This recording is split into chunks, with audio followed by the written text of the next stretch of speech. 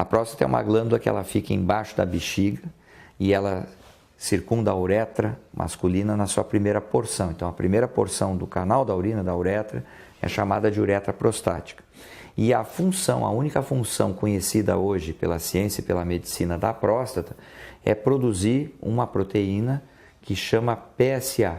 Quando o homem vai ter uma relação sexual, né, vai namorar, ele ejacula, 30% daquele líquido é líquido prostático, é PSA. E a finalidade biológica do PSA é muito interessante. Quando o homem ejacula, o esperma ele sai como um coloide, sai uma gelatina, um gel, né? Se o homem ejacular no lençol, ele vai ver o esperma, vai ter aquela consistência gelatinosa, 15 a 20 minutos depois aquilo fica líquido, aquilo desaparece e liquefaz. A proteína que faz a liquefação do esperma é o PSA.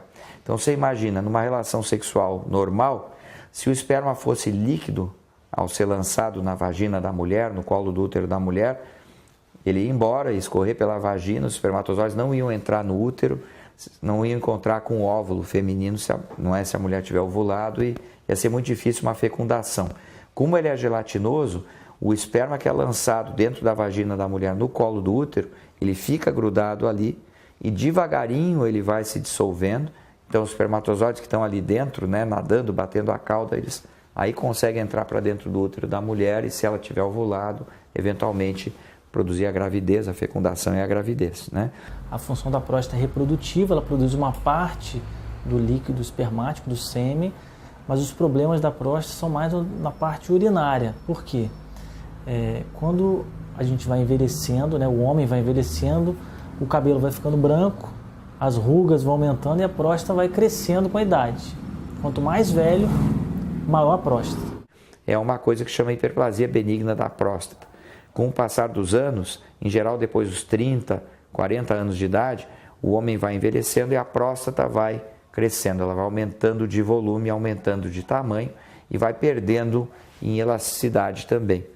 Ninguém sabe exatamente o porquê que isso acontece, se acredita que seja devido a um tempo longo de estimulação do epitélio prostático pela testosterona, pelo hormônio masculino. Não é a próstata toda que cresce, a próstata é dividida em duas partes, seria uma zona periférica, né, e a zona central. Eu costumo fazer uma metáfora que é como se a próstata fosse um abacate. Você tem a polpa do abacate, que seria a zona periférica, e o caroço do abacate. O que cresce com a idade é só o miolo, só o caroço do abacate. A zona periférica ela vai ficando mais esticada, até mais fina, né? O câncer de próstata é uma doença que dá na zona periférica da próstata.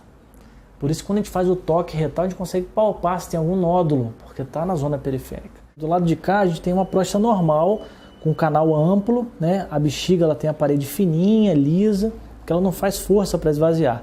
Do lado de cá, a gente tem uma próstata aumentada. E ao crescer, a próstata começa a fechar a uretra prostática, a comprimir a primeira parte do canal da urina, a primeira parte da uretra, e então a pessoa começa a sentir sintomas decorrentes da hiperplasia benigna de próstata. Esses sintomas podem ser vários, os mais comuns são a diminuição da força do jato urinário, a pessoa vai começando a urinar com mais dificuldade, demora mais para esvaziar a bexiga, demora mais para terminar de urinar, né? Ele começa a ter que fazer força com a barriga para ajudar o músculo da bexiga, porque o músculo da bexiga começa a não dar conta do recado, né? Inicialmente, esse músculo ele hipertrofia, a bexiga ela fica espessada, fica toda trabeculada, ó, de tanto fazer força. Durante anos, o cara continua urinando razoavelmente bem, né?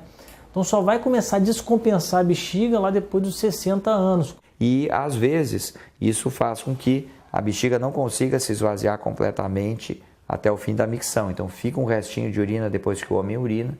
Os rins continuamente estão produzindo urina e estão enchendo a bexiga. Então a pessoa que começa a ter um fluxo urinário obstrutivo, ela começa a urinar mais seguido. De noite também, o paciente que passava a noite inteira na cama dormindo, sem ele ter que levantar, começa a ter que acordar de madrugada para urinar, uma vez, 2 vezes, 3 vezes. Às vezes chega o paciente falando que acorda 7 vezes de noite. O fato de urinar mais seguido, às vezes pode se tornar um problema, dependendo da atividade do profissional, né? Do que aquele homem faz e do padrão de sono da pessoa também. Os sintomas muitas vezes vão piorando progressivamente ao longo de décadas e chega uma hora que a bexiga pode não conseguir esvaziar nada. O paciente vai no banheiro com a bexiga bem cheia e aí não sai urina, nada, a bexiga começa a encher cada vez mais, começa a doer, e o paciente vai parar na emergência, tem que passar uma sonda para poder esvaziar a bexiga, e vai para a casa de sonda, né? Chama de retenção urinária aguda. Esse é o estágio final dessa doença. Não, a hiperplasia benigna não está associada a câncer, a nada, mas é como eu lhe disse, ela pode começar a causar desconforto. Muitas vezes passa por esclarecimento, né? O pessoal fala, não, é velho, por isso que urina toda hora. Mas não, isso aí tem tratamento. Se você desobstruir, o cara vai conseguir urinar bem de novo, né? Hoje existem duas classes de remédios que podem ser usadas em separado ou em conjunto, que vão aliviar esses sintomas urinários da pessoa que tem hiperplasia benigna de próstata.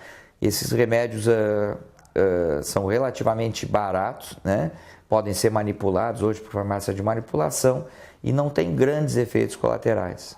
O problema dos alfa-bloqueadores é que alguns deles podem baixar a pressão arterial. Então, se a pessoa já tem pressão baixa ou se já usa remédios para tratar a hipertensão arterial, às vezes a gente tem que conversar com o cardiologista, com o clínico, para ver se não tem que ajustar a dose dos medicamentos, né?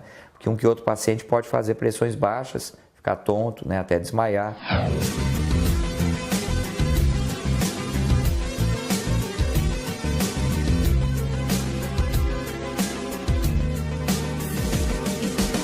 A outra classe de medicamentos que existe hoje para tratar a hiperplasia benigna de próstata, além dos alfa-bloqueadores, são os inibidores de uma enzima que chama 5-alfa-redutase.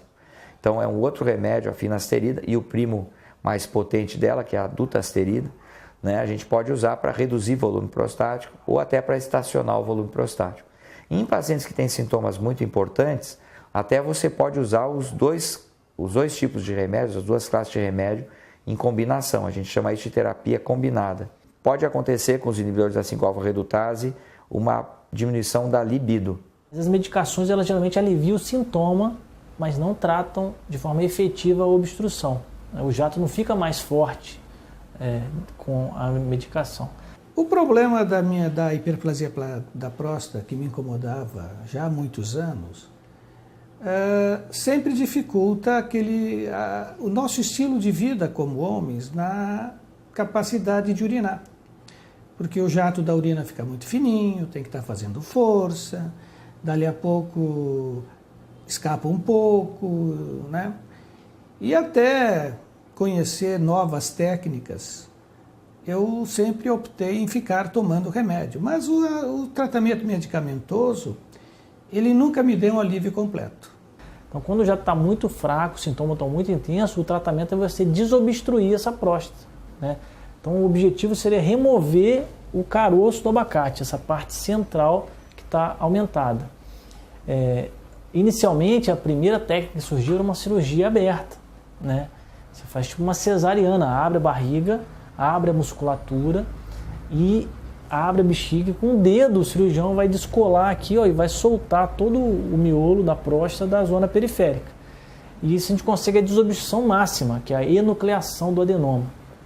O problema é que aqui entre a polpa e o caroço do abacate tem várias artérias, isso fica sangrando, né, durante a cirurgia. Então você tem uma perda sanguínea significativa. E como médico eu tinha receio de fazer essa cirurgia porque às vezes pode até precisar transfusão de sangue. E a gente não gosta de receber sangue, né, em vista dos riscos que tem. Embora hoje em dia esses riscos estão bem minimizados, uma vez dos testes que são feitos antes de transfundir sangue a um paciente. Quando o paciente não responde a medicamento ou não pode usar a medicação, existe também hoje uma série de cirurgias que são minimamente invasivas para tratar a próstata benigna, né? Então você tem a ressecção endoscópica de próstata, nós entramos com um aparelho, hoje tudo com vídeo. Esse aparelho na ponta ele tem um filamento metálico que passa uma corrente elétrica. E esse filamento de tungstênio fica incandescente, fica vermelho, parece uma resistência de chuveiro assim. E a gente vai fatiar a próstata. Você vai tirando essas fatias, né? Essas fatias vão caindo na bexiga e vai fazer um túnel aqui no meio do caroço. Isso já abre a passagem de urina e o paciente melhora dos sintomas. Hoje tem até a opção de usar o laser numa cirurgia desobstrutiva da uretra, que sangra muito menos, né? Em próstatas menores a gente tem feito muito isso, né? E cirurgias com poucos dias de internação, né? E com muito pouca complicação. É uma vaporização com laser. Ao invés de você tirar pedaços, você usa um laser diferente, que é um laser verde, que chama Green Light, que você vai transformando o tecido prostático em bolhas de vapor. E você também consegue fazer um túnel para abrir a passagem e o paciente melhora. Com esse laser, você consegue operar também paciente anticoagulado. Mas ele não é o ideal para próstatas muito grandes, né? Esse laser verde você pode fazer em próstata até 80, 100 gramas. Acima disso, sobra muito tecido e pode recidivar.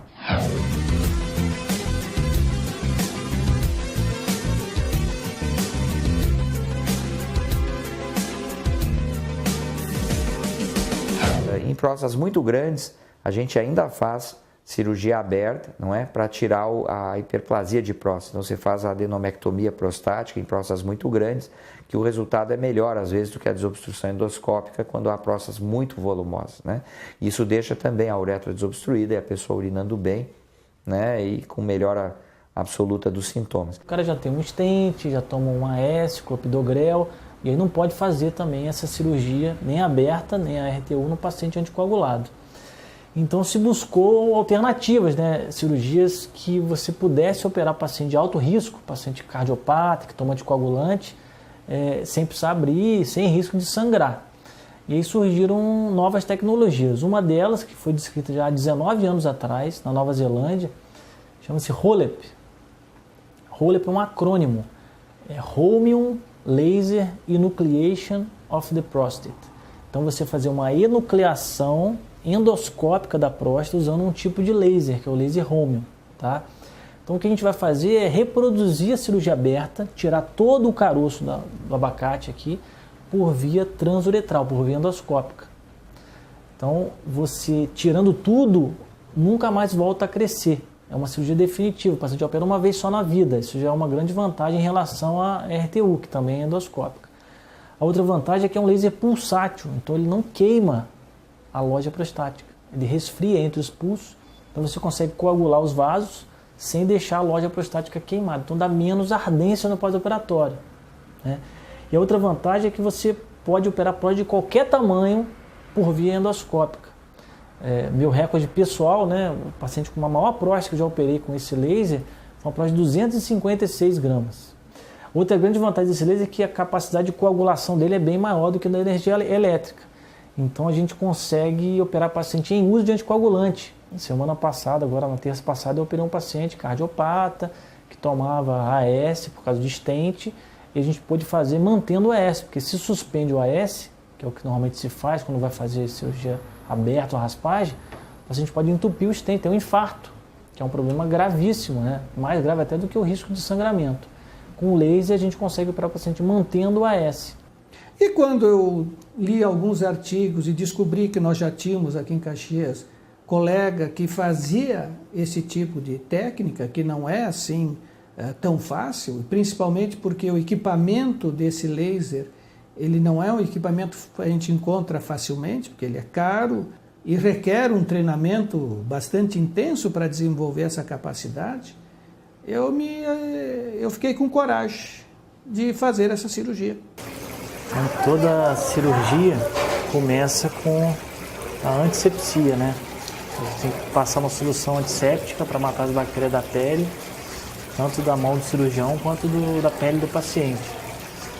Então essa antisepsia é feita antes de começar a cirurgia e colocar os campos estéreis. Vamos lá.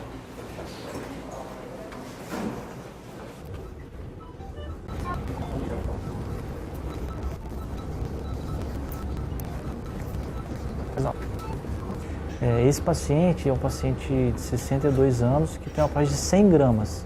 Né? Ele iria para uma cirurgia aberta, mas com o uso desse laser a gente consegue fazer próstata de qualquer tamanho por via endoscópica, né? Trazendo um benefício grande para o paciente em termos de recuperação. Então em 24 horas ele está em casa.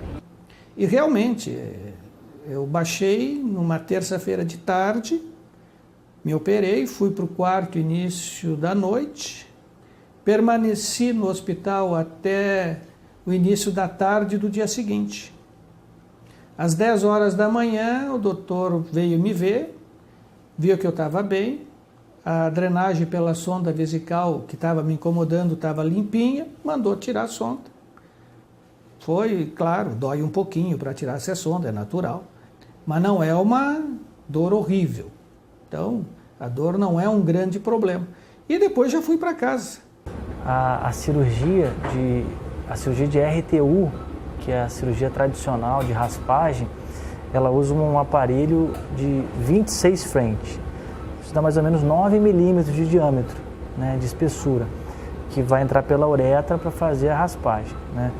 Como a fibra de laser ela é mais fina, a gente consegue fazer toda a cirurgia com um aparelho que é 20% mais fino. Tem 22 frentes. É mais ou menos 7 milímetros de diâmetro. Se a gente comparar aqui a espessura, ó, você vê que o aparelho que a gente faz o laser ele é significativamente mais fino. Isso vai diminuir o desconforto do paciente no pós-operatório, que ele vai ter menos ardência para urinar pela manipulação da uretra. Ali a gente está vendo a uretra, né, que é o canal que vem da ponta do pênis até que ele faz a curva aqui, o esfíncter, né, onde a gente consegue controlar a saída da urina. Vamos olhar a bexiga, claro. Ó. Aqui é o Vero Montano. Uma aderência aqui, ó. Vê que é uma próstata bem grande. Essa bexiga trabeculada, ó, a gente chama de uma bexiga de esforço. É uma bexiga que toda vez que vai esvaziar tem que contrair bastante para conseguir esvaziar. Fazer uma marcação horizontal. Essa parte aqui é o caroço do abacate. É a parte central, o miolo da próstata. E a gente encontra exatamente o plano de dissecção, o espaço entre a polpa e o caroço. Tem um espaço com muitas artérias, só que o laser ele vai coagulando as artérias na origem. Então assim que a gente encontra o vaso, a gente já coagula ele com mínimo risco para o paciente, menos sangramento. Na cirurgia aberta a gente iria soltar todo esse caroço com o dedo. E todas essas artérias que vocês estão vendo assim, a gente coagulando, iam ficar sangrando, né? Inclusive no pós-operatório, com a sonda. E isso aí causa uma perda sanguínea significativamente maior no pós-operatório quando você faz aberta, né? Uma chance de precisar até de transfusão de sangue, né? Numa próstata desse tamanho.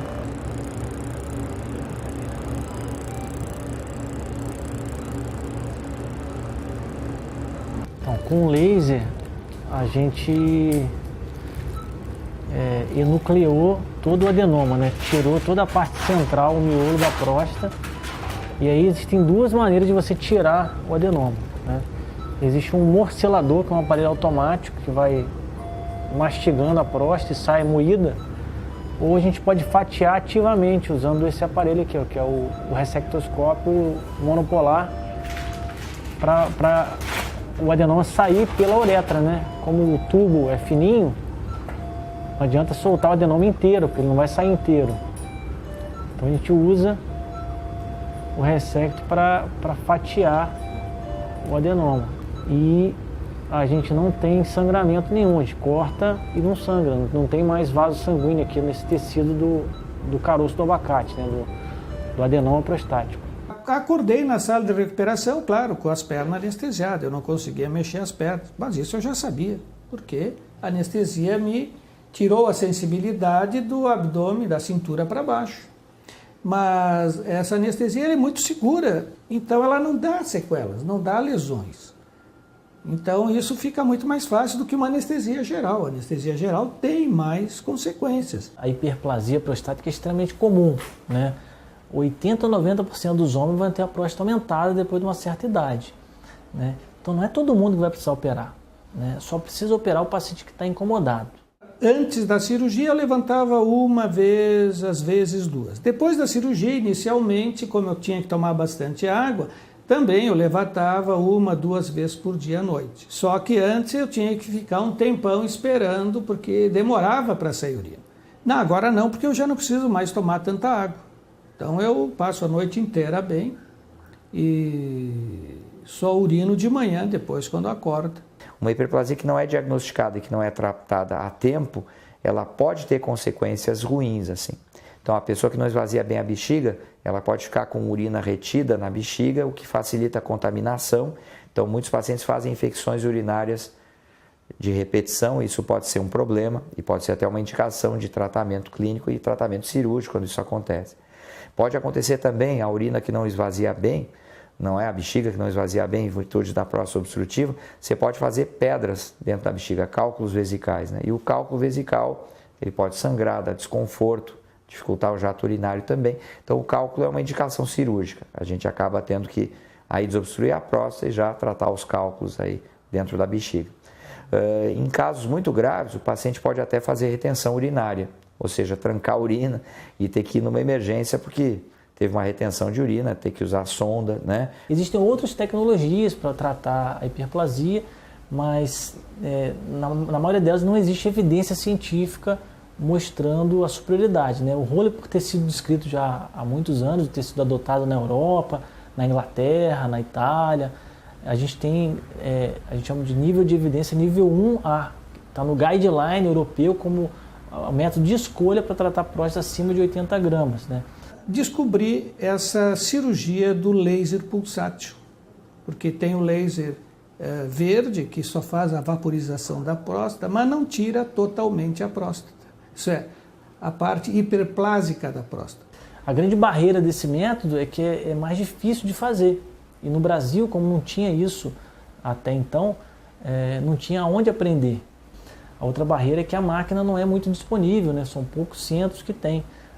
Hoje, no estado do Rio Grande do Sul, a única máquina disponível para fazer isso é aqui em Caxias do Sul. E uma das coisas que me deixou bastante contente é que o jato da urina ficou maravilhoso. É um jato espetacular, tanto que eu me apelido de mangueira, porque antes era um jatinho miserável. Com relação à atividade sexual, como essa técnica não interfere com a cápsula da próstata, ela não lesa a cápsula da próstata, a atividade sexual ficou muito bem mantida. Todas as cirurgias para hiperplasia, né, para doença benigna, para o sintoma, elas não afetam a ereção. O paciente continua com a ereção normal, né, continua tendo prazer, orgasmo. O que muitas vezes pode acontecer, a gente chama de ejaculação retrógrada. Ou seja, quando ele vai ter ereção, consegue a relação, só que quando ele vai ejacular, o esperma ele acaba indo pelo caminho mais fácil. Então o esperma ele sai aqui, ó, na transição entre o caroço e a polpa. Como aqui para cima está amplo, o esperma vai em direção à bexiga. 70% desses homens que vão para uma cirurgia de ressecção transuretral da próstata ficam com ejaculação retrógrada. Não ejaculam mais. Eles produzem espermatozoide, mas não conseguem liberar esse espermatozoide. Esses homens eles podem sim fazer também uma criopreservação de sêmen, né? E eles têm que ser avisados, olha, o senhor vai para uma cirurgia que pode trazer um prejuízo para a sua capacidade reprodutiva futura. Né? Então é importante o urologista lembrar disso, né, e avisar o seu paciente.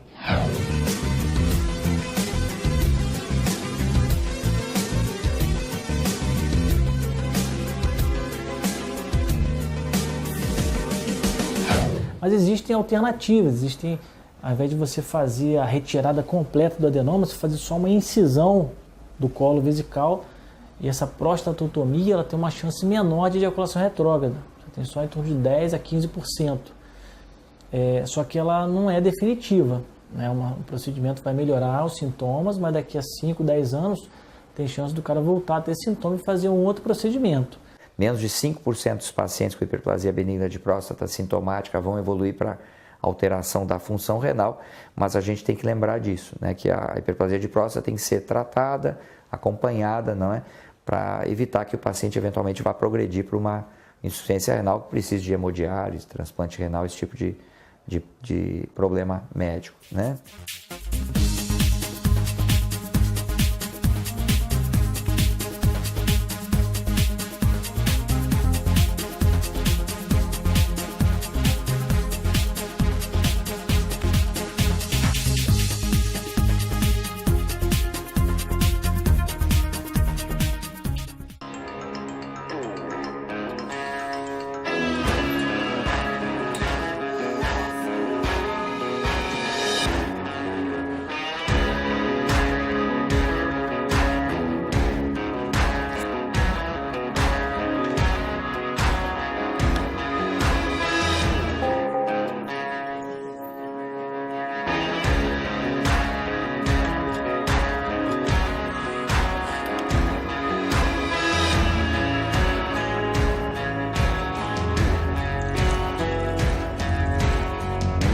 Quando a vida chama, a dedicação do médico aparece. Ele está presente quando mais precisamos, provando que cuidar da saúde não é apenas uma profissão, mas uma condição fundamental à vida.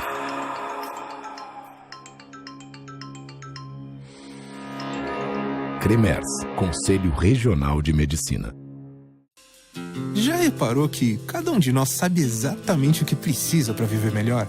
Mas a gente fica adiando. Por que não começar a mudar hoje? Agora. Viver melhor não depende de uma revolução. Começa devagar, de passinho em passinho. Pensando nisso, a Unimed criou o Mude um Hábito, um movimento que respeita o seu ritmo, porque é mais fácil mudar um hábito por vez. Faça parte desse movimento. Mudar um hábito, muda uma vida.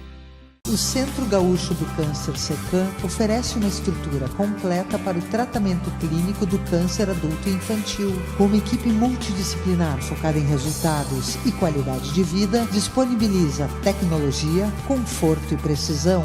Centro Gaúcho do Câncer SECAM, 22 anos. O grupo de cirurgiões que atuam na Clínica Ramos apresenta o primeiro laser femtossegundo para cirurgia de catarata do estado. O laser separa os tecidos da córnea sem bisturi de forma precisa, abrindo o cristalino e fragmentando o núcleo. Após o laser, os fragmentos do núcleo são retirados do olho e realiza-se um implante de lente intraocular que reduz a necessidade de óculos após a cirurgia. Catarata Laser, tecnologia que você encontra na Clínica Ramos e Associados. Qualidade, inovação, amizade pra vida inteira. Com Alfa sei que posso contar. Com toda a experiência, com todo carinho, tudo feito pelo meu bem-estar. Vou no Alfa, atendimento de primeira, carinho e confiança pra vida inteira. Vou no Alfa, equipe de primeira, meu laboratório pra vida inteira.